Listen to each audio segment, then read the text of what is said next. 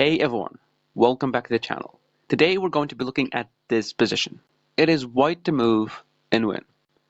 So you can pause the video for a while to try to figure out the answer on your own, and then we can discuss the different variations in the position. Okay, so let's just start, with excluding the non-important move like bishop takes here.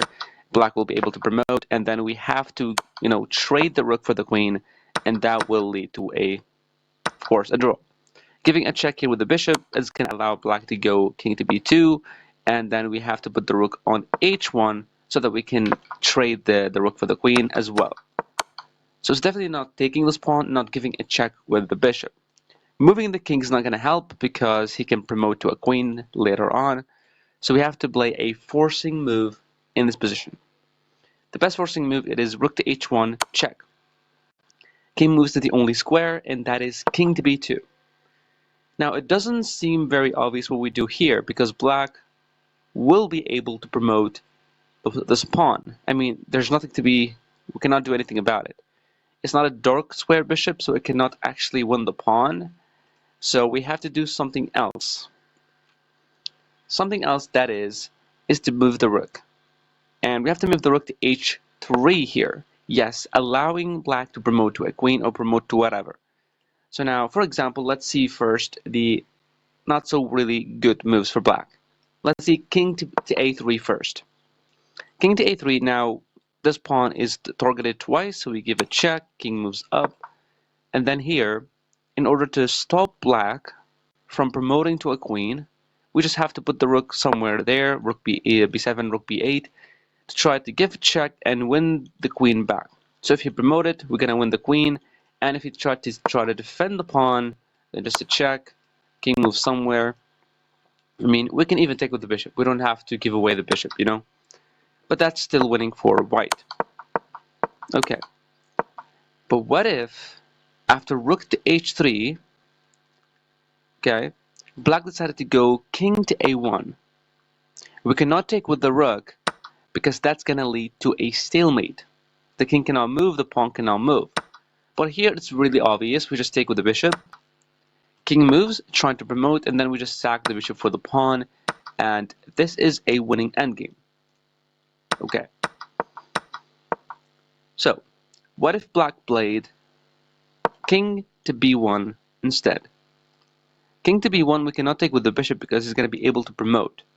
And then we have to sack the rook for the queen. And that's going to be a draw. Instead we just take with the rook, check, king moves to the corner, and then we can play a simple, like rook a3 for example. He moves the king somewhere, and we're going to be able to take, and then you can find the checkmate here. It's really obvious. Okay, so after rook to h3, we've seen what happens if he moved the king to a3, a1, and b1. Now, what if he promoted to a queen here? What is going to happen? If he promoted to a queen, then we have to make also forcing moves because this move is very devastating. Because after the king moves trying to defend the bishop, there will be a check and we're going to lose the rook. So we have to be very careful. We have to make a forcing move, and that is rook takes b3 check. The only square for black is king to a2. Now here, we cannot actually move the rook anywhere because, yes, that's a check, but the king can move, and that's not going to lead to the same result that we want. Instead, after king moves to the only square, we play king to c2. Now he cannot play this check, cannot play this check. The queen moves anywhere, it doesn't matter. And the king cannot move, so the queen has to move. Can go queen d4, queen here, queen there. It doesn't really matter where, because we're gonna play rook to c3 check. Now here, if black went to a1, then we have rook to a3 checkmate. Okay, but now this is a discovered check with the bishop, so he can take the bishop, but then we can just take with the rook. He's gonna move here, and we're just gonna play king c3, king here, and then you can try to get the checkmate. It's really simple one. Okay, so this only if he promotes to a queen. But what if he promoted to a knight, defending this pawn on b3? What do we do here? Well, now we have to make a move that is not really forcing, just trying to make black do something. Because black is in the perfect position to keep everything intact. So all we have to do is just to move the rook whatever we want to, e3, f3, g3, okay, to try to force black to make a move. Now, if he moved the king to a1, sorry, to b1, then we just take here. And after some trades, this is a winning endgame. Okay, if he moved the king, for example, to a2, now we can play king to c1, trying to get closer. He cannot play this check because it is pinned.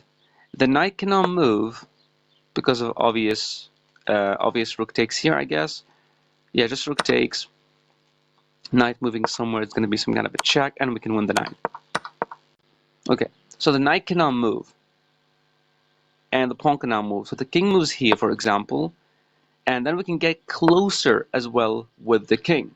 He cannot even push, try to defend, because the pawn is still pinned. And if he moves this, then we just have some checks, and this is also winning as well.